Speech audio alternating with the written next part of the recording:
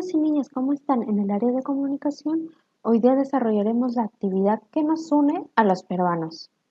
Nuestro país tiene una gran diversidad cultural. Las peruanas y los peruanos somos muy diversos y nuestras costumbres también lo son. Pero si somos tan diversos, ¿qué tenemos en común?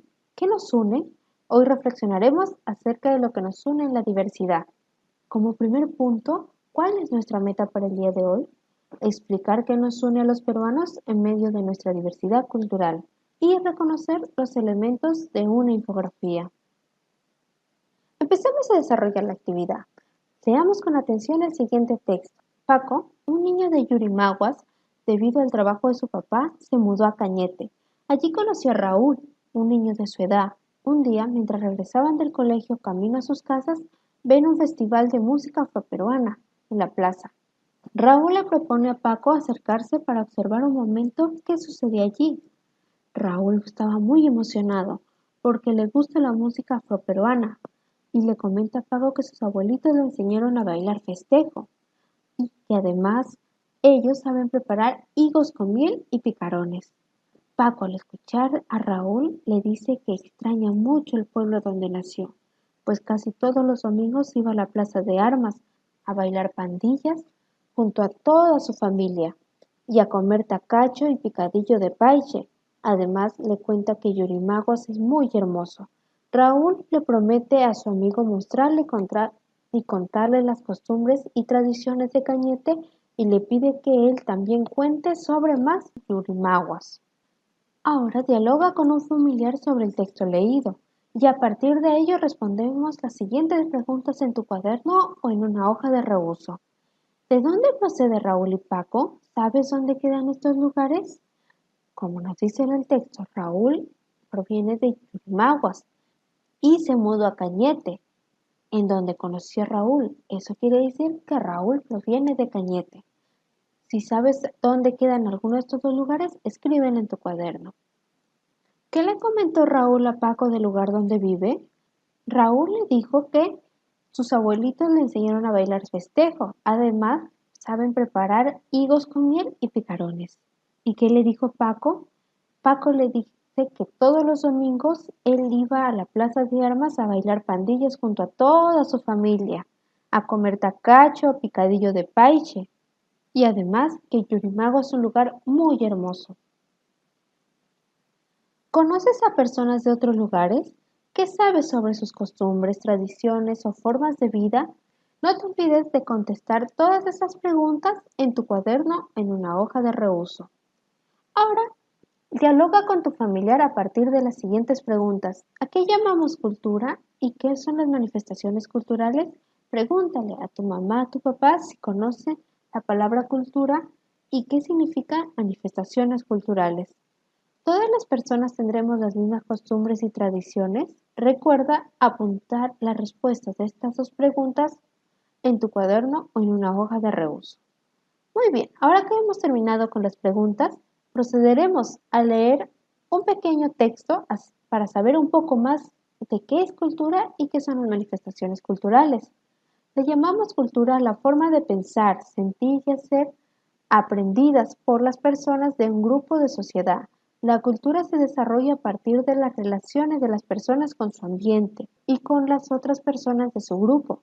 Por ello, hay diferentes culturas en el mundo, sin embargo, no hay mejores culturas que otras, solo hay culturas. Subrayemos la idea principal de este primer texto.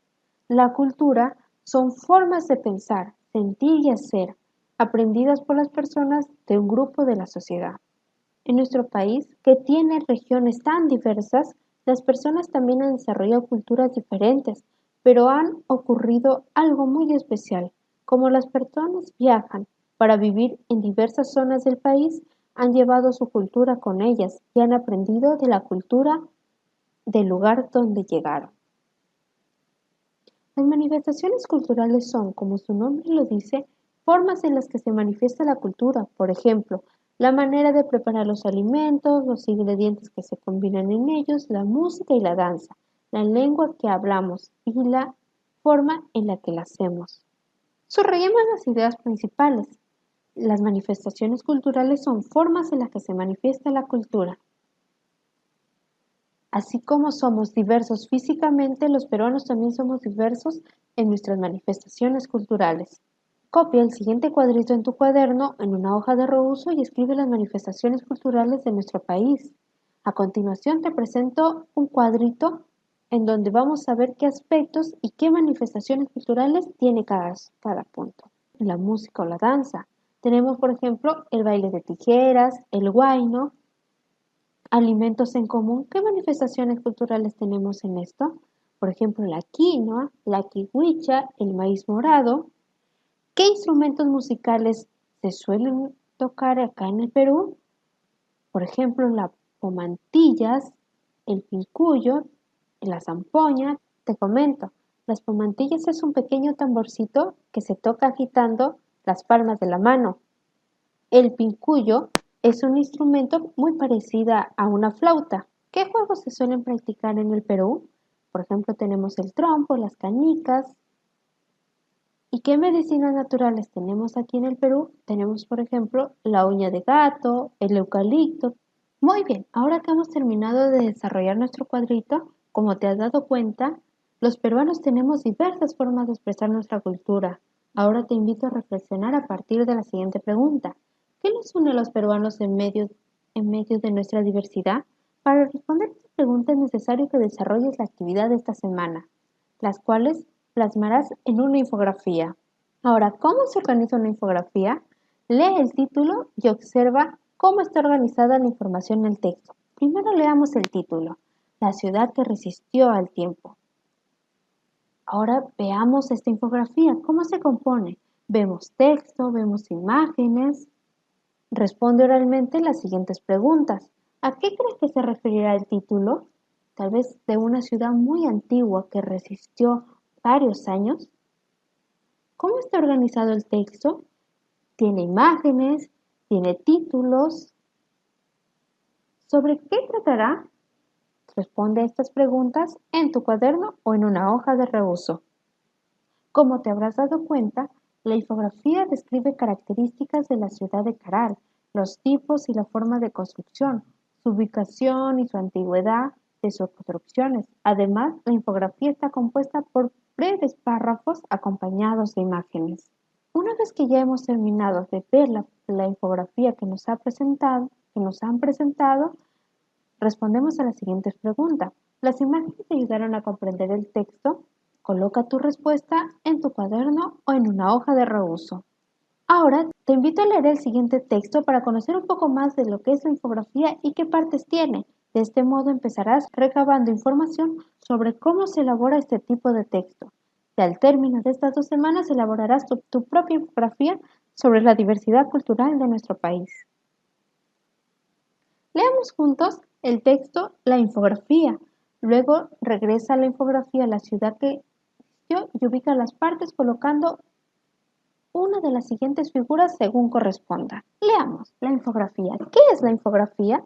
La infografía es un texto discontinuo que combina palabras e imágenes con el propósito de presentar la información de manera clara, directa y fácil de entender. ¿Cuáles son sus características? Una infografía debe ser sencilla y novedosa, presentar la información de manera ágil y entretenida.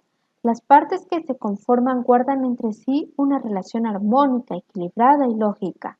Organiza y combina textos, imágenes, colores, formas, tamaños para facilitar una mejor comprensión. Es útil para transmitir la información.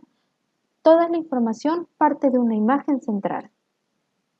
¿Cuántas partes tiene una infografía? Tiene el titular, que expresa el tema que trata la infografía, texto, proporcionada en forma breve toda la explicación necesaria para comprender lo que la imagen no puede expresar.